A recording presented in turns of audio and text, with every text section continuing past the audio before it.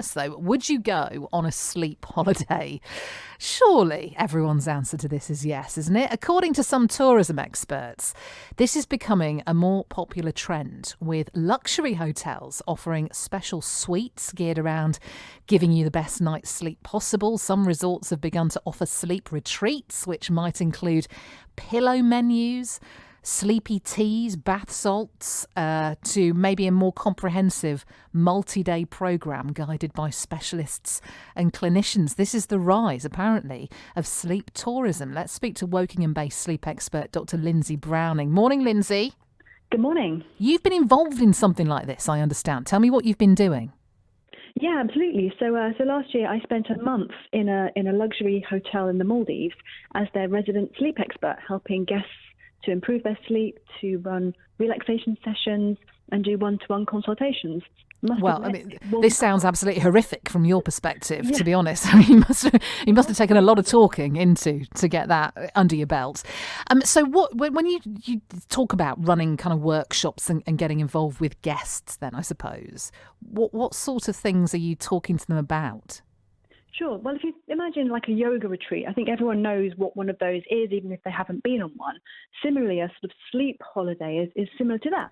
You do a lot of activities that are based on improving your sleep there and then, improving relaxation, but also working on giving you techniques that you can take home to improve your sleep when you get home. Because most of us aren't sleeping well day to day. We might sleep brilliantly on a holiday when we've got nothing to worry about, no work stress.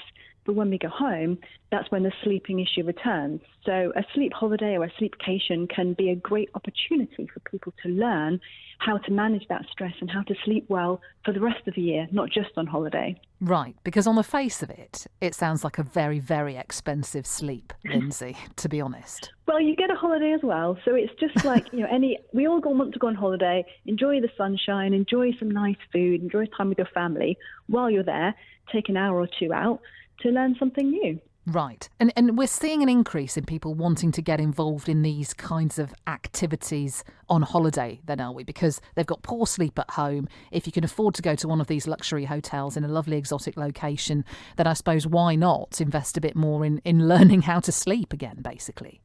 Yeah, absolutely. And there are lots of cheaper options because not everyone can afford to go to a five-star hotel in the Maldives for this. No.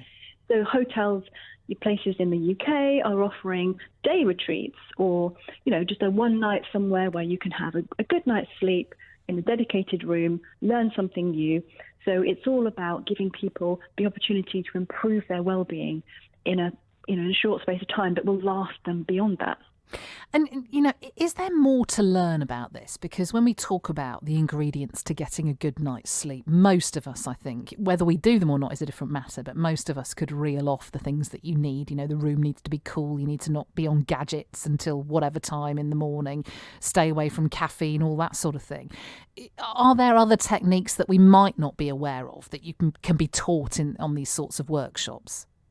Yeah, definitely. So the good sleep hygiene stuff that everybody knows, absolutely, that's a good place to start.